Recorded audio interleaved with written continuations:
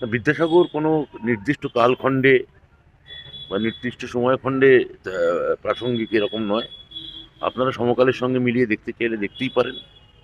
গত 100 বছর আগেও বিদ্যাসাগর মানে তার মৃত্যুর যখন শতবর্ষ হলো, 1920-তে বা 2020-তে যখন দ্বিশতবর্ষ হলো, আহ, তখনও তিনি প্রাসঙ্গিক।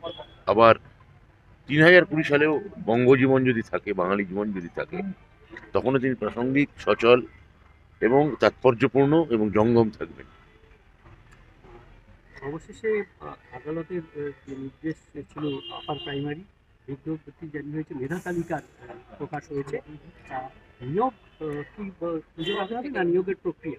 এটা তো পুরো উত্তর এসএসসির এর খুঁটিনাটি বলবে। আমি সার্বিকভাবে বলতে পারি, মাননীয় মুখ্যমন্ত্রী যেমন বলেছিলেন, যেমন চেয়েছিলেন, যেমন মুখ্যমন্ত্রী আমাদের নির্দেশ দিয়েছিলেন, সেই অনুযায়ী এসএসসি পুজোর আগে তাদের নোটিফিকেশন বার করেছে, কোর্ট দেওয়া সময় তালিকার আগেই। এবং কাউন্সিলিংয়ের কাজ শুরু হয়ে যাবে। কবে এটা প্রক্রিয়া সম্পন্ন হবে এর বিস্তারিত জানতে চাইলে এসএসসির সঙ্গে আপনারা কথা বলুন। সুকান্ত মজুমদারের আমরা তো আশাবাদী, আমি আগেও বলেছি যে একে একে জট আমরা ছাড়াবো। প্রাইমারির ইতিমধ্যেই প্রাইমারির যে ভ্যাকেন্সি নির্ধারণ হয়েছে, প্রাইমারির ইতিমধ্যেই নিয়োগও হয়ে গেছে, আগামী দিনেও নিয়োগ হবে। আমরা আশা করছি যে খুবই যাকে বলে স্টেবল অবস্থায়, মুখ্যমন্ত্রী যেমন চান সেই স্টেবল স্থিতাবস্থা এবং চালু অবস্থায় আমরা এই নিয়োগটাকে ফিরিয়ে আনতে পারবো।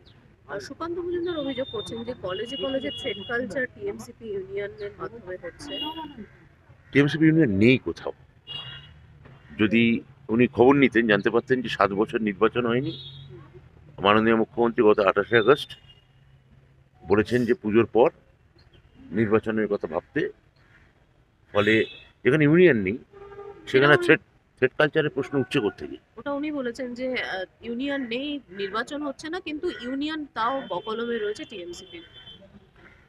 আমি বলবো যে উনি ওনার সভাপতি হিসেবে এবিভিপি বা ওনার যে ছাত্র সংগঠন সেটাকে মজবুত করুন। টিএমসিপি যে কাজ করছে বা করছে না সেটা নিয়ে ওনার একটা নিজস্ব মতামত থাকতেই পারে, উনি বলতেও পারেন। তার সত্য থেকে বেশ কয়েক যোজন দূরে।